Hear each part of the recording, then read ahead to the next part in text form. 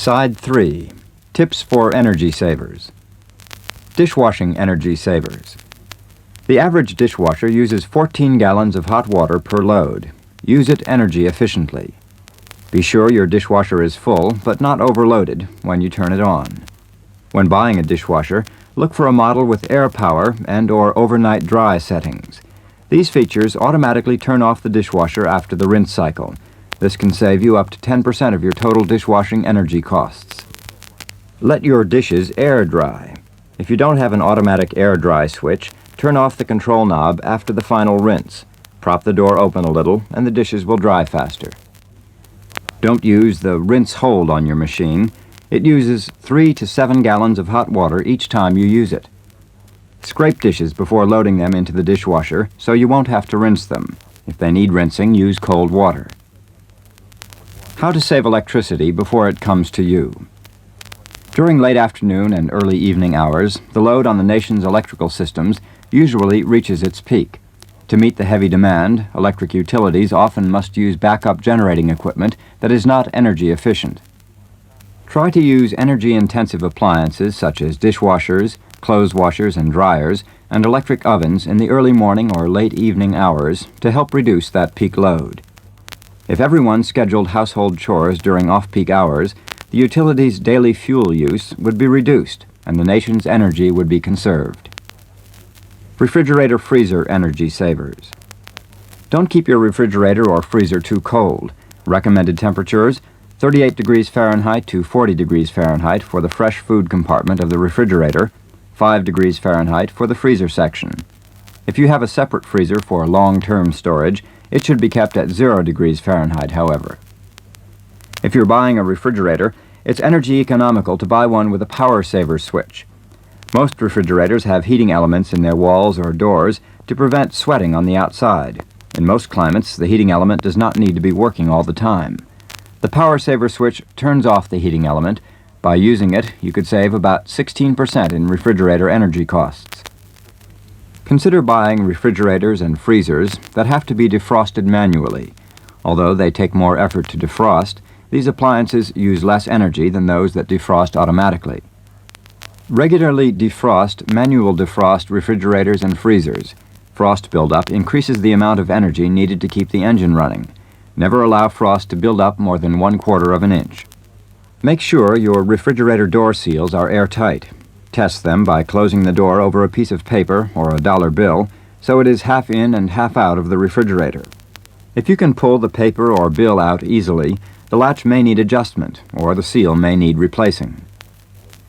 Laundry energy savers. You can save considerable amounts of energy in the laundry through conservation of hot water and by using your automatic washers and dryers less often and more efficiently. Wash clothes in warm or cold water. Rinse in cold. You'll save energy and money. Use hot water only if absolutely necessary. Washing machines. Fill washers, unless they have small load attachments or variable water levels, but do not overload them. Use the sud saver if you have one. It will allow you to use 1 tubful of hot water for several loads. Don't use too much detergent. Follow the instructions on the box. Over-sudsing makes your machine work harder and use more energy. Pre-soak or use a soak cycle when washing heavily soiled garments. You'll avoid 2 washings and save energy. Clothes dryers. Fill clothes dryers, but do not overload them. Keep the lint screen in the dryer clean. Remove lint after each load. Lint impedes the flow of air in the dryer and requires the machine to use more energy. Keep the outside exhaust of your clothes dryer clean. Check it regularly. A clogged exhaust lengthens the drying time and increases the amount of energy used. If your dryer has an automatic dry cycle, use it. Over-drying merely wastes energy. Dry your clothes in consecutive loads. Stop and start drying uses more energy because a lot goes into warming the dryer up to the desired temperature each time you begin. Separate drying loads into heavy and lightweight items. Since the lighter ones take less drying time, the dryer doesn't have to be on as long for these loads. If drying the family wash takes more than 1 load, leave small lightweight items until last. You may be able to dry them after you turn off the power with heat retained by the machine from earlier loads. Save energy by using the old-fashioned clothesline. As a bonus, clothes dried outdoors often seem fresher and cleaner than those taken from a mechanical dryer. Ironing. Remove clothes that will need ironing from the dryer while they still are damp. There's no point in wasting energy to dry them thoroughly if they only have to be dampened again. You can save ironing time and energy by pressing sheets and pillowcases on the warm top of your dryer. Fold them carefully, then smooth them out on the flat surface. Save energy needed for ironing by hanging clothes in the bathroom while you're bathing or showering. The steam often removes the wrinkles for you. Bathroom energy savers. Take showers rather than tub baths, but limit your showering time and check the water flow if you want to save energy. It takes about 30 gallons of water to fill the average tub. A shower with a flow of 4 gallons of water a minute uses only 20 gallons in 5 minutes. Assuming you use half hot and half cold water for bathing, you would save about 5 gallons of hot water every time you substitute a shower for a bath.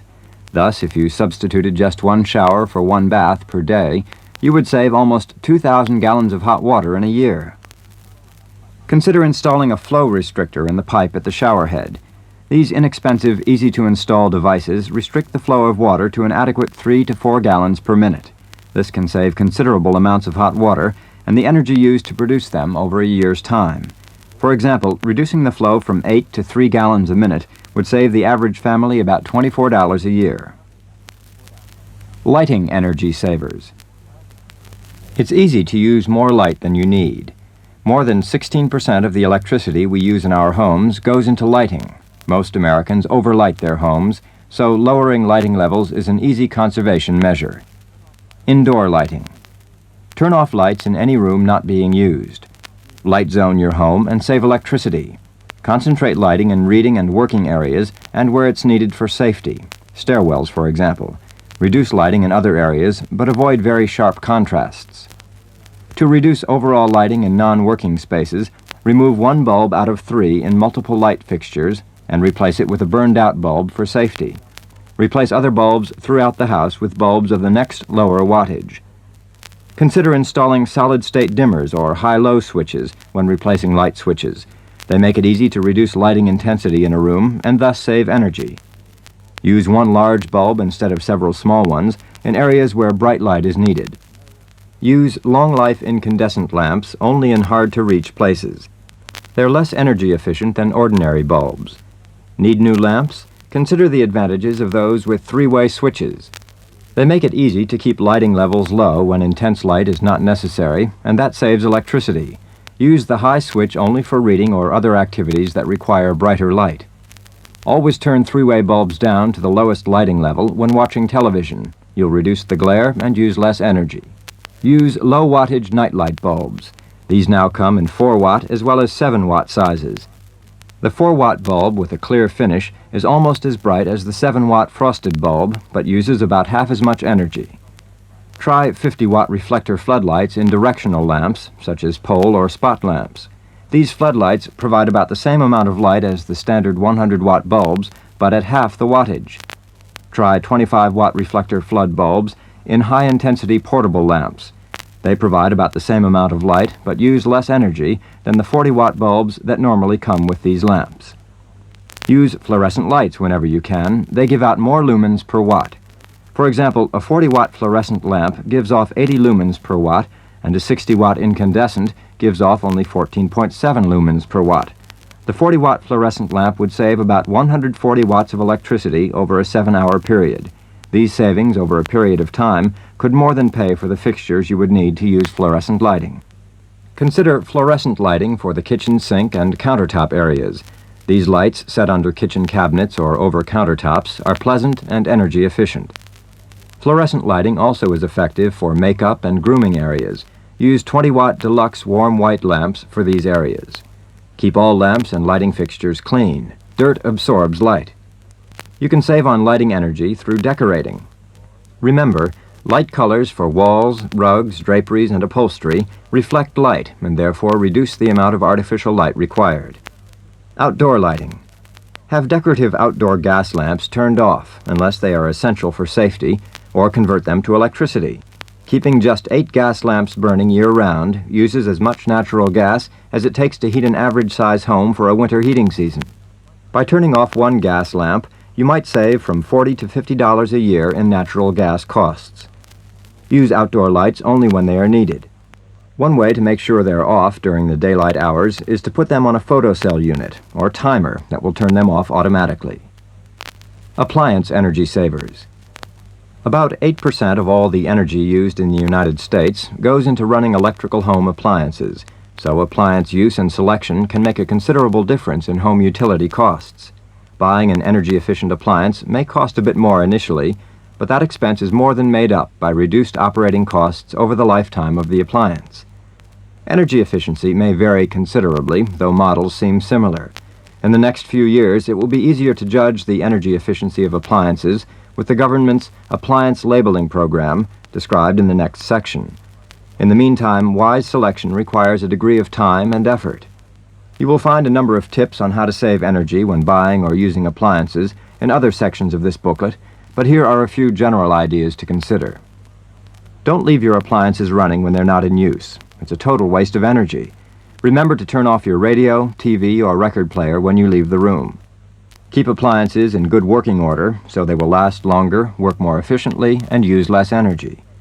When buying appliances, read labels carefully. Compare energy use information and operating costs of similar models by the same and different manufacturers. The retailer should be able to help you find the wattage of the appliance. Before buying new appliances with special features, find out how much energy they use compared with other, perhaps less convenient models. A frost-free refrigerator, for example, uses more energy than one you have to defrost manually. It also costs more to purchase.